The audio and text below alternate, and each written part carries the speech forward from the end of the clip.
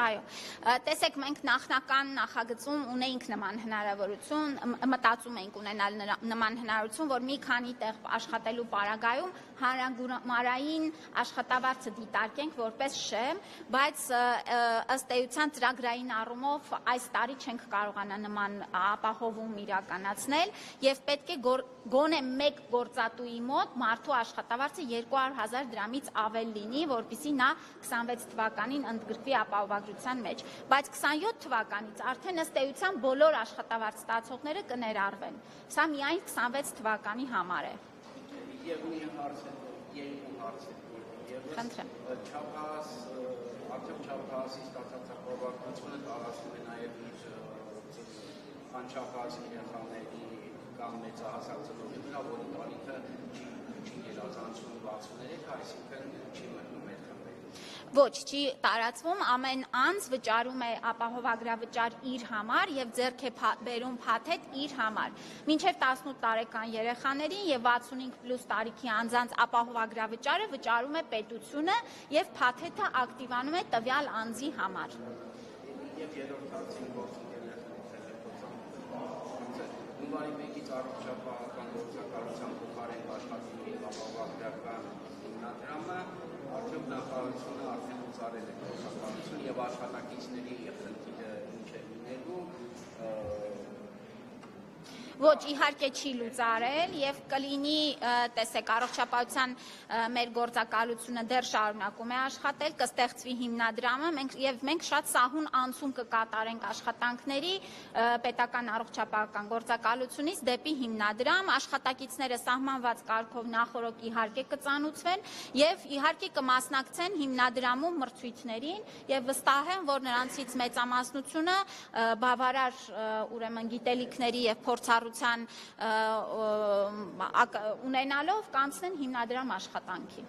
Եթե կարելի է հարցուղարկի շարունակությունը, մենք արդեն հասկացանք, որ օտարերկրացիների եւ անհատ ձեռնարկատների մեր մնացած խմբի համար առողջապահության նախարարությունը ոնց է նոր ուղղակի հարկ է սահմանում։ Բայց ինձ հետաքրքիր է այն մարդիկ, ովքեր 3-4 ամիս են Հայաստանում ապրել,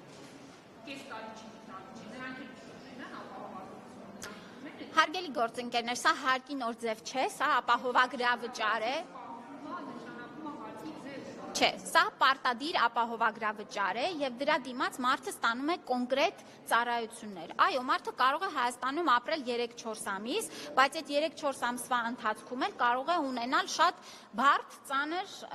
ուրեմն օրինակ վիրահատություն, որը արժի 3-4 միլիոն դրամ։ Եվ այստեղ մենք նորից ուզում եմ շեշտադրել, որ առողջապահական ապահովագրության պարագայում անձը որ պահին սկսում է վճարել, այդ պահից էլ արդեն ծառայություններից օգտվում է։ Դուք վստահ եմ տեղեկացված եք, որ Վրաստանը պարտադիր դարձրեց օտարերկրյա քաղաքացիների համար Վրաստանում գտնվելիս ունենալ առողջության ապահովագրություն։ Այսինքն անգամ արդեն այդ փուլին են երկրները անցնում, որովհետև հախուռն առանց ապահովագրության շատ բարդ է սպասարկել որևէ խումբ բնակչության։ Դա կլինի օտարերկրացիներ, թե նաև քաղաքացիներ։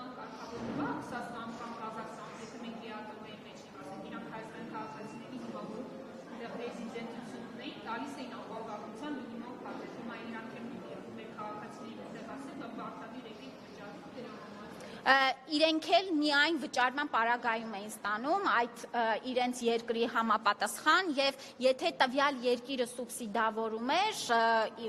տարբեր երկրներում տարբեր են կանոնները, սուբսիդավորման չափերը եւ այս դեպքում էլ գործում է երկկողմանի պայմանագրերը եւ կտեսնենք ամեն երկրի հետ ինչ պայմանագրային հարաբերություններ ունենք։ Վերադառնալով եկեղեցու օրենքին, վարչապետը հայտարարում է, որ մեզ պետք չի կաթողիկոս, որը ենթարկվի կամ զեկուցի օտարերկրյա դեկտենանտների։ Դիսկուսիա մարդկանց սա տեղեկություն է, որ ինչ կանությունը իրավենում է, որ օրինակ վեհապարը օտարերկրյա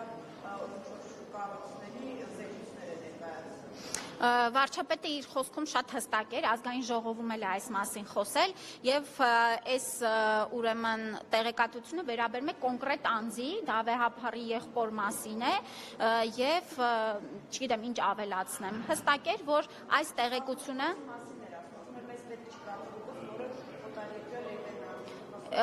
եւ ըստ էության գնահատականը դա էր, որ մեր թե կաթողիկոսը եւ թե մյուս եպիսկոպոսները եւ հոգեվոր հայրերը պետք է լինեն Հայաստանի շահը սպասարկող, Հայաստանի ժողովրդին հավատարիմ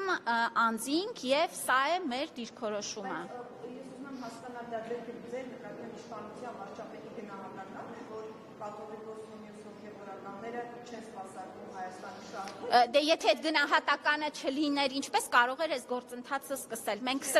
սրա հետ է կապված այս ամբողջ գործընթացը, որ այս անձինք ըստ էության չի կարող լինել վերլուծություն առանց տեղեկատվության։ Վերլուծությունը ինչ որ առումով տեղեկատվության վրա է հիմնվում։ Դե ես չեմ այդ հարցի պատասխանողը, չեմ կարող ասել կան, չկան, ինչքանով կան, չեմ իմանում։ Ես տեղեկացված չեմ այս մասով։ Ես տագից հարցեն կապված ապահովագրական գործակալությունը եւ ապահովագրական հիմնադրամը ինչով է ինչով է զբաղվել ու հիմնադրամը գործածում։ Հիմնադրամը ունի այլ կարգավիճակ, այն հիմնադրամ է, գործակալությունը ուներ ուրեմն առողջապահության նախարարության ոչ թե ենթակայությամբ, այլ կազմի մեջ էր գործում։ Իսկ սա լինելու է առանձին կառավարության կողմից հիմնադրված կառույց եւ սպասարկելու է ապահովագրության ամբողջ գործընթացը եւ իհարկե մինչեւ 2029 թվականը նաեւ պետական պատվերի հատվածը, այսինքն ամբողջական սպասարկումը իրականացնելու է հիմնադրամը։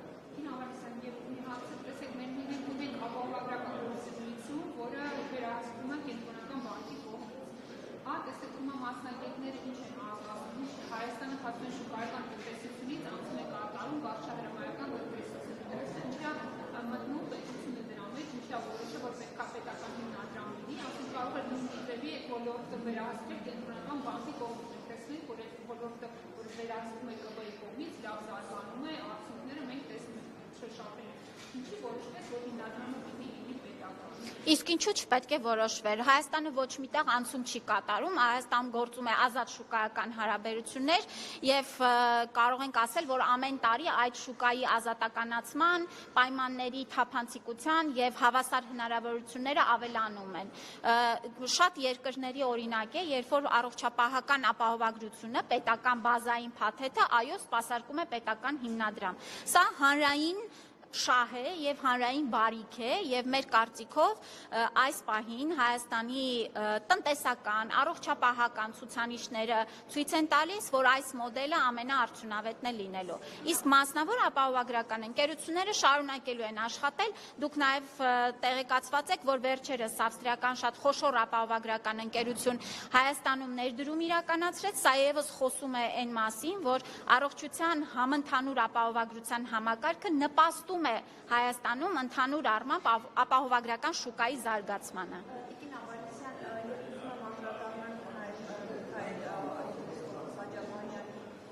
Պաշտպանների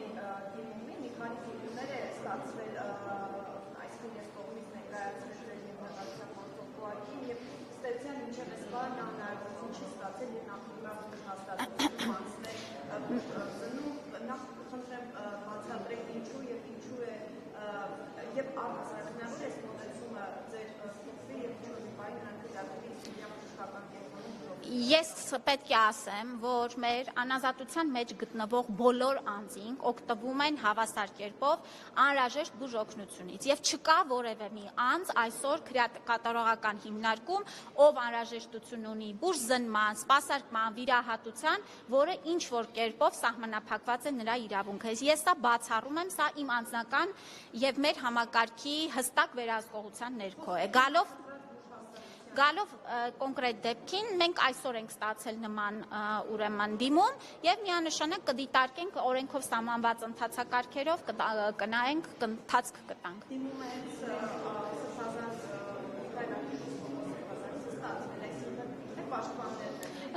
Պաշտպանների կողմից է ներկայացվել։ Մենք նախորդ անգամ դիմում չենք ստացել, որը որ համապատասխան ընթացակարգերի ենթադրել է այն պահանջը, ինչ որ նոր հնչեցվում է։ Մեր կողմից տեսեք, քրեակատարողական նայեք, քրեակատարողական հիմնարկում գտնվող անձի բուր սպասարկումը իրականացում է որոշակի ընթացակարգով։ Դիմումներ են եղել եւ այսպես առաջարկներ են եղել պատշաճ բուժօգնություն կազմակերպելու, որը առանց այդ դիմումների էլ կազմակերպվում էր։ Հարցը վերաբերվում է կոնկրետ բժշկական կենտրոն գնալու հետ եւ սահմանված կարգով դիմելու, այս մասին եմ խոսում, որ նոր ստացել ենք նման դիմում։ Այսինքն իրենց նախորդ դիմումներում չի եղել կոնկրետ հիշատակում, որ ուզում եք գնալ այս բժշկական կենտրոն։ Տեսեք, նորից եմ կրկնում, դիմումը պետք է լինի պատշաճ ընթացակարգին համապատասխան, որպեսզի դրան ընթացք տրվի։ Նման դիմում չենք ունեցել։ Շատ լավ, ստացել եք հիմա դիմումը։ Դուք համարում եք, որ այդ հնարավորությունը կտրվի։ Իհարկե, իսկ ինչու չեմ համարում։ Միանշանակ ինչու ոչ, ես նման հնարավորությունը չբացառեցի։ Գիտեք ինչ, որովհետև իրենց պաշտպաններից մեկը ասում է, որ ձեր ՊՕԱԿ-ի աշխատողներից մեկն է Սրբազանի եւ ասել են կարող եք ցանկացած այդ հանդարտել, բայց ոչ ինքնիդիան կա նման Տեսեք, հարգելի գործընկերներ, ընդհանուր առմամբ սա նորից եմ կրկնում, պետք չի շահարկումների տեղիք տալ։ Մենք ցանկացած անձի, այդ թվում նաև Միքայել Աջապաղյանի առողջական ցանկացած խնդրի մասով եղել ենք շատ ուշադիր, ժամանակին եւ անհրաժեշտ բուժօգնությունը տրամադրել ենք։ Այլ մանրամասների չեմ կարող անդրադառնալ։ Չեմ կարող ասել, ըստ սահմանված կարգի ընթացք կտանք։ բայց չեք տեսնում եք այդ հնարավորությունը, որ Ես չժխտեցի, որ այո կարող է նման հնարավորություն լինել։